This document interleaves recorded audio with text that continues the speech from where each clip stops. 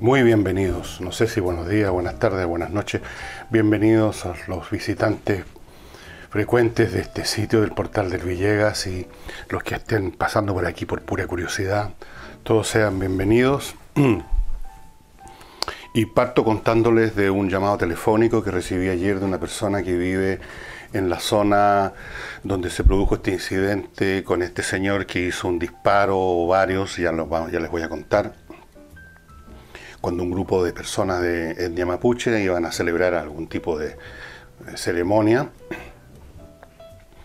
Y esta persona vive allá en esa zona y me dio la siguiente información. Me dijo que este señor disparó.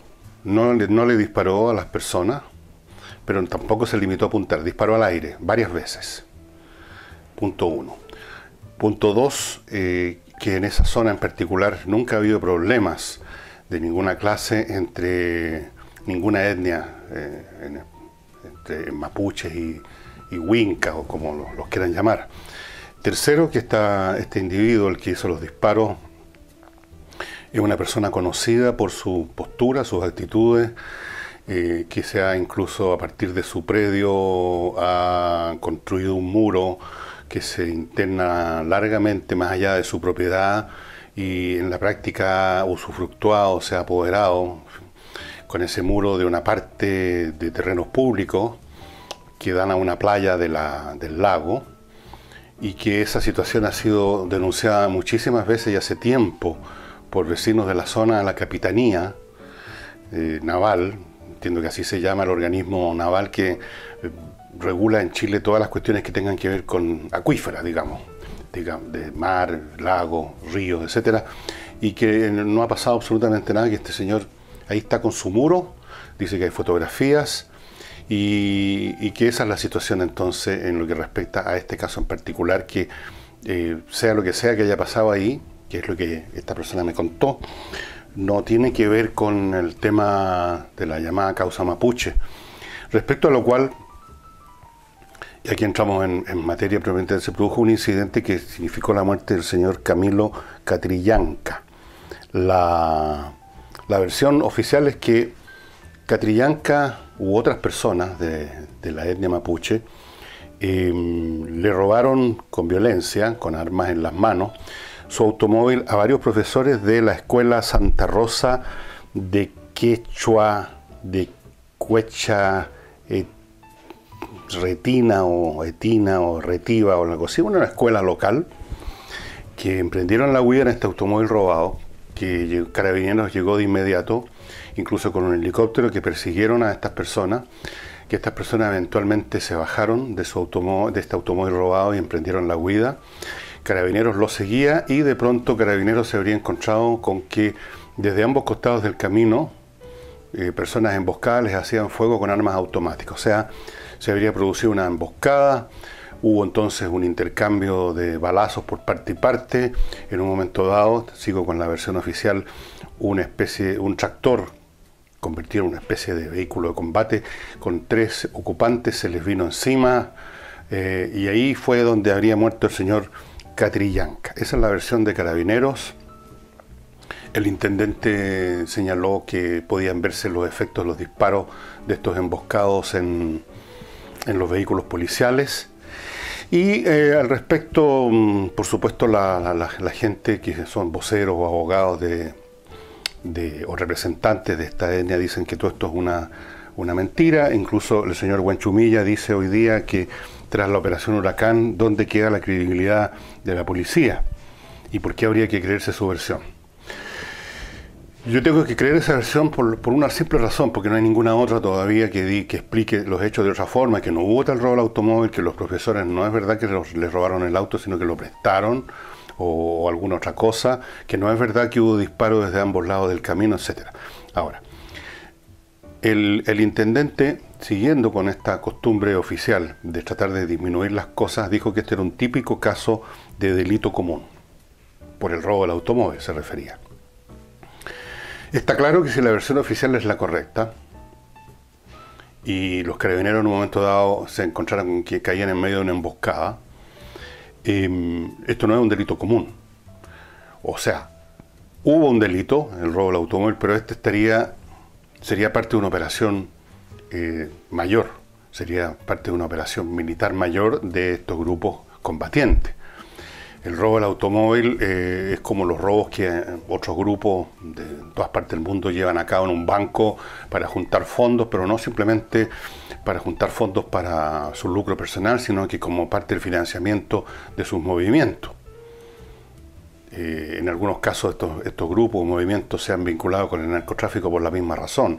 El hecho de que después la cosa se limite a eso, se limite simplemente a robar y a vender drogas, no quita que el objetivo al menos original es financiar o obtener los medios para sus operaciones militares. De manera tal que en este caso, si es así, el robo de este automóvil de los profesores no sería simplemente un delito común, sino que sería parte de una operación mayor. Y la prueba de ello es la preparación que requiere el estar emboscados, parapetados, para esperar que llegue la policía detrás del automóvil. Entonces estaríamos aquí observando una acción que pasa un grado más allá de lo que conocíamos hasta ahora del tipo de enfrentamiento, conflicto que se ha dado en la zona de la Araucanía. Y de hecho la noticia que estoy viendo hoy día es que hay enfrentamientos entre carabineros y desconocidos tras la muerte de Catrillanca, ese es el titular que estoy leyendo. Se agredió la casa a un policía, se registró un incendio en una iglesia, etcétera. Es decir, esto no es un delito común. Estaría bueno que el intendente dejara de creer de que uno puede exorcizar la realidad usando determinadas palabras, de que este robo de automóvil se va a convertir en un delito común porque él lo dice así. Esto es parte de una operación, no sé si llamarla terrorista o de combate o de la lucha del pueblo mapuche por su territorio o como quieran ustedes decirlo, pero no es meramente un delito común, está claro. Ahora, veamos si hay otra versión. Veamos si hay otra versión y resulta que nada de todo esto ocurrió, que no hubo robo de automóvil, que no hubo emboscada, que no hubo nada de todo eso. Yo todavía no la veo, esperemos que aparezca algún vocero o algún representante de estas personas y que nos cuente, nos dé otra narrativa de lo que ocurrió. Hasta el momento a mí me parece una narrativa bastante plausible, por mucho que haya habido la operación Huracán. O sea, perdónenme, pero el hecho de que haya habido un grupo de funcionarios policiales que fabricaron una operación, como fue la Huracán, no significa entonces que de ahora en adelante uno no tiene que creer nada de lo que nos digan los carabineros. Eso es una falacia. Es como una completa falacia. Es un aprovechamiento de una situación para justificar cualquier cosa posterior y negar la versión de carabineros. Así es que este es un hecho, es como dicen los periodistas, una noticia en marcha. Vamos a esperar que si siguen habiendo enfrentamientos. Y el hecho mismo de que esta operación haya existido, si existió, demuestra una vez más que todas las políticas que han llevado a cabo los sucesivos gobiernos, desde por lo menos la época de Patricio Aylwin al presente, han fracasado. Primero trataron de parar las cosas repartiendo tierra. Para lo único que sirvió fue para permitir unos negociados asquerosos. En algunos casos esas tierras efectivamente beneficiaron a algunas comunidades, pero en otros casos fueron simplemente unos negociados repelentes, en que intervinieron privados y funcionarios públicos también. Por lo demás, hay que insistir en un hecho. La coordinadora Arauco Malleco no hace mucho rato, si es que alguna vez estuvo en eso, hace mucho rato que no está en la parada simplemente de pedir tierra para que determinados grupos de personas de la etnia mapuche obtengan un medio de vida. La CAM no quiere tierras, quiere territorio.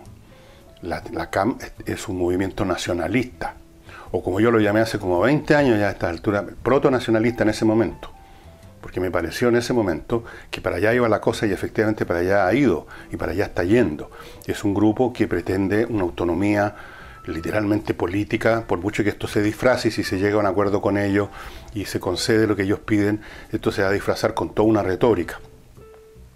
Porque sería poco presentable, poco vendible para los ciudadanos chilenos que el Estado, una de cuyas primeras tareas es defender el territorio de la tribu, de la cual ese Estado es Estado, estuviera entregando territorio. Entonces eso se va a disfrazar con toda clase de retóricas Pero menos que eso, la CAM no lo va a aceptar. Ellos tienen una visión del pueblo mapuche como un ente político, cultural, etcétera, social, que tiene derecho a su propia tierra, a su propio Estado, disfrazado de alguna manera quizás para abuenarse con los wincas, para facilitar las cosas, por lo menos en el primer momento. Entonces, en vista de ese objetivo, la entrega de tierras era completamente inoficiosa. Después, el permitir que esta CAM, a pesar de que se sabe perfectamente en esa zona quién es quién y dónde están, que siguiera con sus acciones y que el Estado se limitara a la frasecita será llevado a la justicia a los que resulten responsables del acto 400 o 500 de quema de vehículos. Eso tampoco funcionó. O el categorizarlos como robo de madera, como dijo alguna vez la señora Bachelet, eran robos de madera. Y ahora tenemos al intendente de este gobierno hablando de un delito común. Se dejó crecer esa organización, creció, tiene ayudistas en todos los sectores del país, no solo en la zona, tiene gente que se ha comprado completamente su narrativa, tiene gente que los apoya logísticamente, no solo mapuches, sino que incluso extranjeros, se han organizado, tienen sistema de comunicaciones, tienen armamento, se han entrenado, y todo eso ha sido posible gracias a la pasividad del Estado. ¿En qué va a terminar esto? A estas alturas hay solo dos opciones. Una es que el Estado chileno... Hay tres opciones. Una es que el Estado chileno se rinda y diga, ok, vamos a entregar una zona de autonomía o como sea se llame. Segundo, que es totalmente inviable dadas las circunstancias políticas en Chile y en todo el mundo, que sería simplemente desarticular esa organización con los medios que sean necesarios. Y tercero, es seguir más o menos el modelo del conflicto árabe-israelí o palestino-israelí, es decir, no hacer ni una cosa ni la otra, sino que mantener las cosas como están, en un estado de indecisión que está permanentemente creando un nivel, llamémoslo bajo, en comparación con lo que podría ser de conflicto, con un determinado número de víctimas, incendios y muertes al año, e indefinidamente. Hasta el momento se ha seguido este tercer modelo, o sea, no se ha hecho nada decisivo ni en un sentido ni en el otro, y por lo tanto estamos con esta permanente herida emanando, con esta permanente úlcera, este permanente problema que se manifiesta en quemas, ataques a personas, etc. Vamos a ver en qué termina esto. Probablemente va a depender en gran parte de lo que decida la propia CAM, porque el Estado no decide ninguna cosa. Si la CAM decide llevar este conflicto a una etapa aún más brutal de enfrentamiento, bueno, ahí vamos a ver qué ocurre. Todas las acciones políticas que se han llevado a cabo, las mesas de negociación, las conferencias, no han llegado a ninguna parte, porque aquí un poco otra vez el caso palestino-israelí, los fines de las partes son irreconciliables, y la única opción en una mesa de negociación cuando hay partes irreconciliables, que no tienen posibilidad las posturas de llegar a un acuerdo, es que una de las partes se rinda. Y por supuesto el Estado puede rendirse con esta retórica y entregar una parte del territorio a algún grado de autonomía. La CAM no se va a rendir. ¿Cómo se podrían rendir? No tienen existencia fuera de este conflicto. No pueden rendirse y luego seguir en otra cosa, como sería Chile. Chile seguiría existiendo, el Estado seguiría existiendo. Tiene otras cosas que hacer, digamos. Pero la CAM nació, creció y se desarrolló para eso. No puede dejar de existir ese conflicto porque entonces deja de existir la CAM. Vamos a ver qué ocurre. El panorama no es bueno y muy bien lo saben los visitantes de este portal que sean de la zona. Y para alivianar un poco el programa, les quiero contar que me llegó un libro de una persona que yo no conozco mucho. Ustedes no lo van a creer, pero yo no conocía, literalmente había oído hablar un nombre de esta persona y sabía que estaba relacionado de algún modo con el mundo del arte popular, de la canción popular, pero no sabía más de eso, porque simplemente yo vivo medio enclaustrado en mis cosas. Me refiero a Alberto Plaza. con el cual me topé una vez en la radio Innombrable, episodio que cuenta aquí, y bueno, yo no sabía si era un intérprete o era un compositor o era esa cosa mixta que llaman cantautor o qué diablos, la verdad, o era un actor de teleserie. Me refiero a Alberto Plaza, como les digo, que me mandó, un tipo muy amable, muy agradable, este libro que acaba de publicar, Claro que no da lo mismo. Y ustedes dirán, ¿de qué se trata? Bueno, es como una serie de temas de reflexión que hace sobre montones de cosas en función de las experiencias que ha tenido en su vida. Habla de sus primeros años, habla de su residencia en Estados Unidos, del feminismo y la conciencia, del aborto, del sexo, de la inteligencia versus la habilidad, las dinámicas en equilibrio.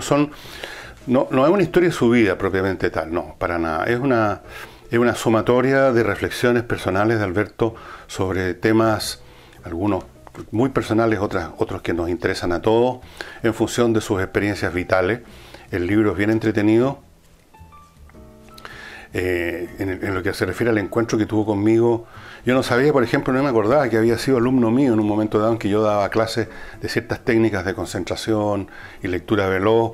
Él fue alumno, yo aquí me iba a acordar, eso fue un curso que di allá por el 77, 78, imagínense, porque vamos a estar acordando, los alumnos pueden acordarse del profesor, que es una sola persona que está frente a ellos, pero el profesor tiene a 20 o 30 personas al frente, no, difícil acordarse. Y el libro, a las personas que son seguidores de Alberto Plaza o los que quieren conocer qué es lo que piensa sobre un montón de temas, un hombre inteligente como él, se los recomiendo. Yo he leído 3 o 4 ya estos capítulos, de luego aquel en que cuenta el encuentro conmigo, donde me pinta de repente medio como un ogro. Debo dar esa impresión, supongo, porque uno no se da cuenta, pero un ogro, pero no tan ogro al final de cuentas. Eso les quería contar Claro que no da lo mismo, de Alberto Plaza. Les quiero contar también de Bohème.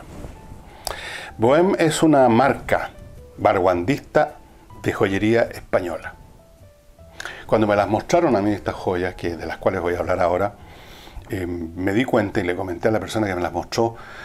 Yo no sabía que se suponía que eran españolas, pero me di cuenta que lo eran, que tenían un elemento español, porque en el fondo tienen un elemento árabe.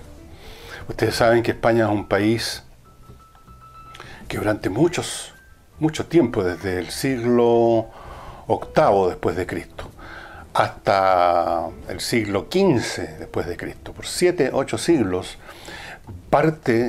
una parte muy grande primero y después cada vez más pequeña de España era territorio dominado por los árabes. Todo el mundo conoce, oído hablar del famoso, del tipo de cultura y vida que se vivía en un momento dado en Sevilla. Toda la zona sur de España está muy influida por lo que fue ese reino, que era muy sofisticado, muy refinado, donde convivían sin problema cristianos, judíos y árabes. Y yo me di cuenta de las filigranas de estas joyas muy especiales, me recordaron precisamente la ornamentación de las mezquitas árabes, sobre todo estas filigranas que son la manera como los artistas árabes reemplazaron el hecho que según su religión ellos no pueden representar la figura humana. Entonces se fueron por el lado de los arabescos y todas estas cosas. Y todo esto aparece en las joyas de la línea Bohème. Es platería esterlina, llaman, con aplicaciones de oro de 18 quilates, piedras naturales o piedras de Swarovski. Muy fino material entonces, pero sobre todo yo quiero hacer hincapié en el diseño. Yo no había visto nunca joyas de este diseño tan bonitas, tan diferentes. Y ¿dónde se encuentran estas joyas? Hay un sitio, es www.boumex, supongo que lo están viendo a mi izquierda, .com. Ahí están estas hermosas joyas, son francamente bonitas y sobre todo son originales.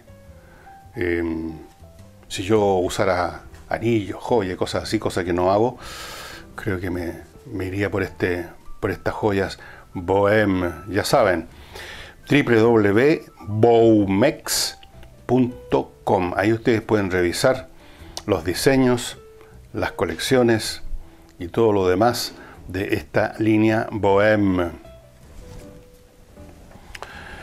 Y ayer se me quedó, como hice este programa apurado porque tuve este problema del audio,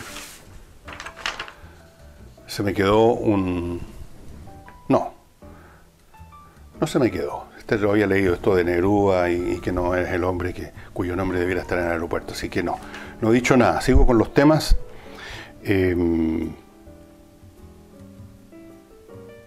La oposición pidió, creo que se los conté, pero ya no estoy seguro qué cosa conté y no conté en el tercer programa que grabé ayer, porque tuve que ir podando. Lo cuento de nuevo en todo caso. La oposición celebró o pidió celebrar una sesión especial para tratar el tema de empresas que han cerrado y del desempleo, ante lo cual el ministro Chadwick comentó que esto era una operación política notoria y evidente, y les dijo que por qué no se habían preocupado esas cosas y no habían hecho esas sesiones cuando ellos estaban gobernando, porque fue en ese periodo donde la economía estuvo más paralizada. Efectivamente, la economía estuvo creciendo a tasas del 2% menos en ese periodo, o alrededor del 2%, ahora está creciendo alrededor del 4%, en todo caso está creciendo más que antes. Entonces le pareció una farsa. Y está claro que es una farsa, y les voy a decir por qué. Primero, porque nunca se preocuparon de ese tema. Para las personas que están inmersas en este mundo de las transformaciones profundas, antes la llamaban revolución, pero como la palabra suena feo, suena amenazante, igual que la palabra socialismo, entonces ahora hablan de transformaciones profundas y en vez de socialismo hablan de progresismo. Para estas personas el tema de las cifras, de que si creció el 3% o el 2%, todo eso es secundario al lado del hecho de que tienen que llevarse a cabo transformaciones profundas, institucionales. Y que una vez logradas esas transformaciones, se va a atender estas otras cuestiones domésticas. Aquí una vez más emerge esta frase que me dijo Ramón Silva, un dirigente socialista hace millones de años, cuando me vio haciendo esta votación particularizada de un plebiscito que hubo en la universidad, creo que el año 69, y me vio ticando una cosa aquí y otra por acá, y me dijo que no fuera hueón, que había que marcarlas todas, porque lo que importaba, compañero, es el problema del poder. Una vez que esto está resuelto, ahí veremos los demás elementos. Y para las personas que están... Yo no lo entiendo, en la onda de las transformaciones profundas, es como una mudanza. Cuando usted lleva a cabo una mudanza, señora, señor, usted no se preocupa en un momento dado de dónde va a dejar las cucherillas del té, sino que está preocupado del gran cuadro. Está preocupado de que los muebles de la cama vayan a la pieza de dormitorio, que la cocina la lleven a donde está la cocina. Digamos, está preocupado de esas cosas grandes, las transformaciones profundas. Y las demás cosas, las cajas con libros, si es que tiene usted libros, se dejan en cualquier parte, los enseres de la ropa se tiran en un rincón, tampoco se está uno preocupado de ver en qué lugar del muro va a poner un cuadro, esas cosas se dejan para después. Bueno, unas transformaciones profundas como una mudanza enorme, y entonces los que están en esa faena no se preocupan del detalle del PGB y de que si la cesantía es del 5 o es del 6%. Entonces, esa mentalidad fue la que imperó en el gobierno pasado, si no nos equivoquemos. Hagamos un poquito de memoria. ¿Cuál era el lenguaje que se escuchaba? Se oía hablar de fomentar la producción, de estimular el crecimiento. Yo no escuché eso y nadie escuchó eso. Se hablaba de las transformaciones en la educación, en la salud, en esto, en otro, lo demás allá. 5 o 6 cosas al mismo tiempo. Y fracasaron. Entonces, que vengan ahora a hacer esta representación, por supuesto que suena a hueco. Porque no es un tema, primero, no es un tema que les interese. No les interesa en absoluto. Nunca les ha interesado. Segundo, está claro que lo están haciendo por una razón puramente política, para aparecer ante los ciudadanos como preocupados por los temas que les interesan a los ciudadanos. Como ahora ya no están en el poder y ya no pueden intentar llevar a cabo transformaciones profundas, entonces ahora hacen el second best, que es ponerse en sintonía con la gente, o tratar de ponerse para que los elijan. Otra vez la cuestión del poder, pero de otra manera. Entonces está este cuento de preocuparse por la economía. Y tercero, cosa que lo hace absurdo, es que los problemas económicos, el hecho de que una empresa cierre o no cierre, el hecho de que haya o no haya más o menos cesantía o más o menos crecimiento no se resuelve en una sesión del Congreso, por decreto. Quizás algunos de ellos lo crean porque tienen una especie de mentalidad primitiva en el sentido de creer que los gestos y las palabras producen efectos en la realidad. Entonces, no es para creer, no es para creerles mucho. Una tercera cosa, que es un proceso que ya viene en marcha hace mucho tiempo, que se detectó en el Instituto Nacional en esta oportunidad, es que bajó enormemente la cantidad de postulantes. Piensen ustedes que en los tiempos en que el Instituto Nacional era considerado uno de los mejores colegios públicos de Chile, un colegio que se jactaba con toda razón de la cantidad de personalidades importantes que habían pasado por sus aulas, postular y llegar a ser aceptado como alumno era una tarea difícil. Siempre habían muchísimos más postulantes que vacantes. Y se trataba de encontrar incluso pitutos, que tarjetitas de recomendación. Se hacía lo imposible por meter al cabro en el Instituto Nacional. Eso se acabó. Ya la gente no está tan interesada en meter a los cabros al Instituto Nacional para verlo a la semana de clase en un paro, en una toma. No solo eso, sino que se han retirado alumnos. Se han retirado, según las estadísticas que fueron publicadas en la prensa, 88 alumnos durante este año. O sea, pleno año escolar, el peor momento para retirarse. Se han retirado, padres han retirado a sus alumnos. Y supongo que aquí se podría aplicar, y las personas amantes de las transformaciones profundas podrían aplicar la misma lógica, es decir, lo que importa, compañeros, es el problema del poder. Primero hagamos las transformaciones profundas, como el hecho de que en vez de entrar al colegio, los cabros más bailosos entren por sorteo. Hagamos esas transformaciones profundas y después vemos el tema de la calidad de la educación. Siempre esa cosa que es la que realmente importa queda postergada hacia el futuro, es puesta en el horizonte. Primero el problema del poder. Primero las transformaciones, después ordenamos la casa. Pero la verdad es que eso nunca puede ocurrir, porque una vez que se desordena el proceso educativo, una vez que los profesores dejan de ser respetados, una vez que los profesores mismos a veces se suman a estos movimientos, en parte por convicción y en parte por oportunismo, una vez que se instala una atmósfera de cuándo es la próxima toma, compañero, una vez que se acaban las disciplinas escolares, una vez que ya deja de ser importante sacar las mejores notas, una vez que se instalan, otras palabras, otra cultura, llamémosla cultura, dentro de un establecimiento educacional, eso no tiene remedio. Y se ha visto en algunas facultades universitarias, de la Universidad de Chile, por ejemplo, que a lo largo de décadas perdieron lo que alguna vez tuvieron en los años 30 o 40. Las disciplinas que producían, qué sé yo, una generación tras otra de maestros o que fuera.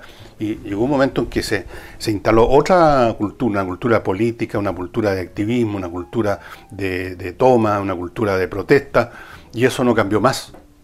Y simplemente, bueno, es muy difícil remediar esas cosas, es muy difícil.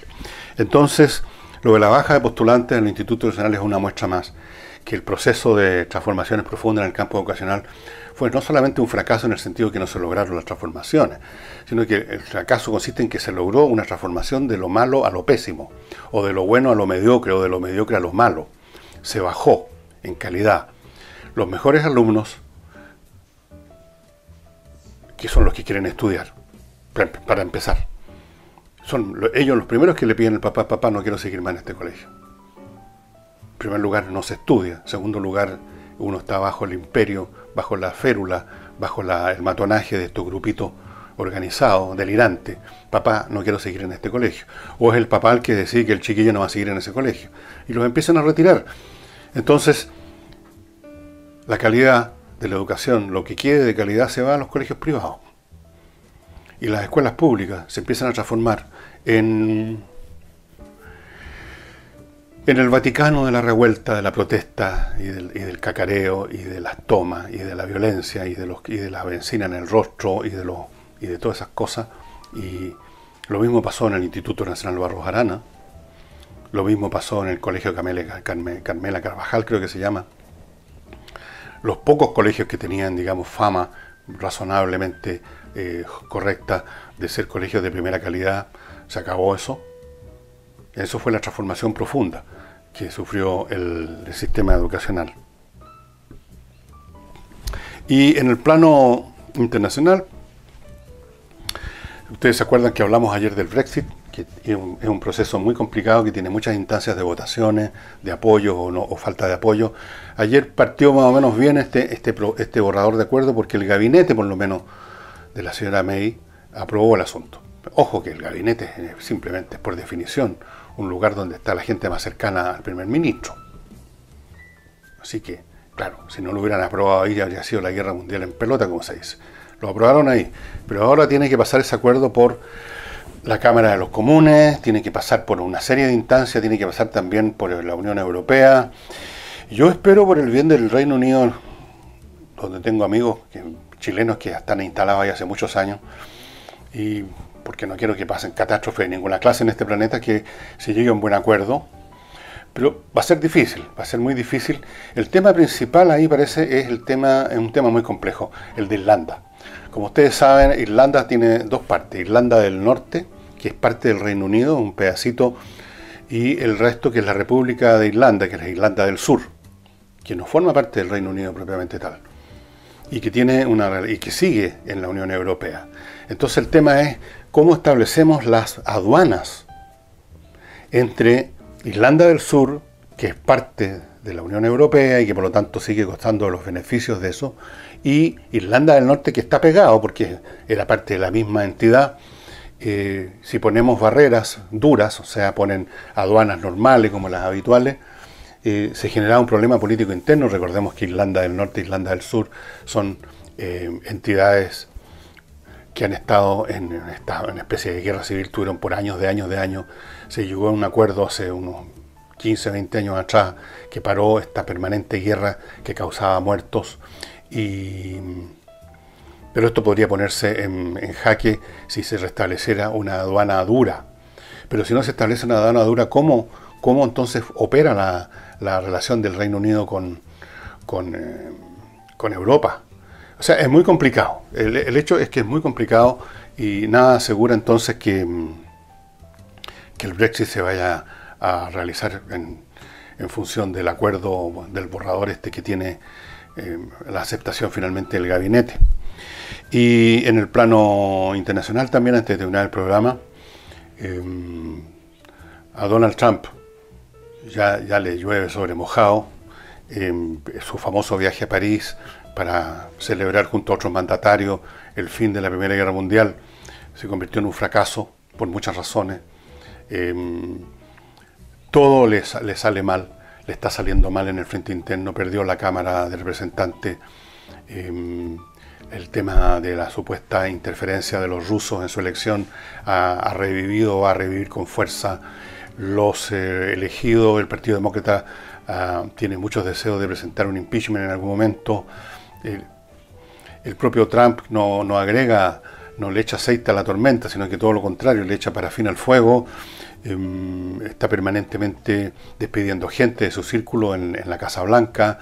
Ahora tienen un problema con la prensa, porque Trump finalmente perdió la paciencia con un señor Costa, que es un reportero de CNN, un tipo muy desagradable sin duda alguna. Pero había que aguantarlo, supongo yo. Finalmente le quitó el permiso para entrar a la Casa Blanca y con eso se le encabritó toda la prensa. Es decir, problemas por todos lados, y el hombre, que no tiene muy buen carácter, que es un temperamento explosivo, se ha ido agudizando su condición, se ha ido poniendo más irascible, se ha ido encerrando más en sí mismo, y por lo tanto el panorama político en Estados Unidos no se ve muy positivo, que digamos. Y eso sería todo por hoy día, estimados amigas y amigos. Espero que esta vez tengamos bien el sonido, lo voy a verificar en unos momentos más, y que no tenga que repetir este programa, como hice ayer, 3 veces. Muy agradecido a los mails que me siguen llegando.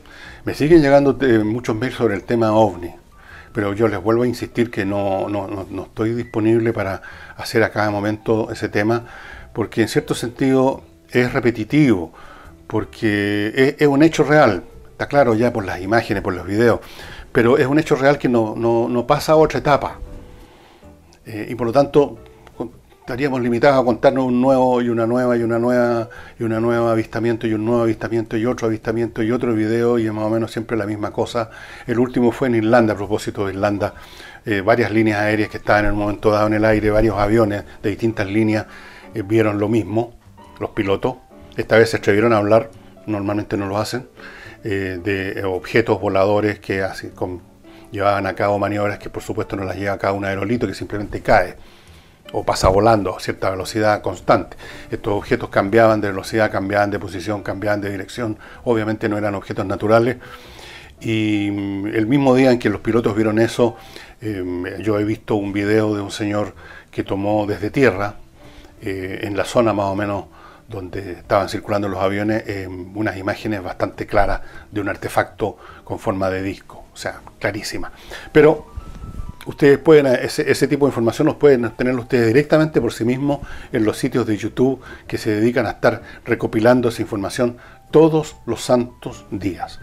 Así es que en una próxima conversación que voy a tener con un invitado, que vamos a hacerlo la próxima semana, vamos a tratar un tema realmente interesante, que es el de Yellowstone, que es un volcán gigante que hay en Estados Unidos y que está dando causa de alarma a muchos geólogos por su actividad creciente.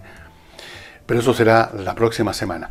Muchas gracias por su atención, gracias a las personas que se siguen inscribiendo en Patreon, sin lo cual este programa simplemente no tiene posibilidad de subsistir. Muchas gracias y hasta mañana.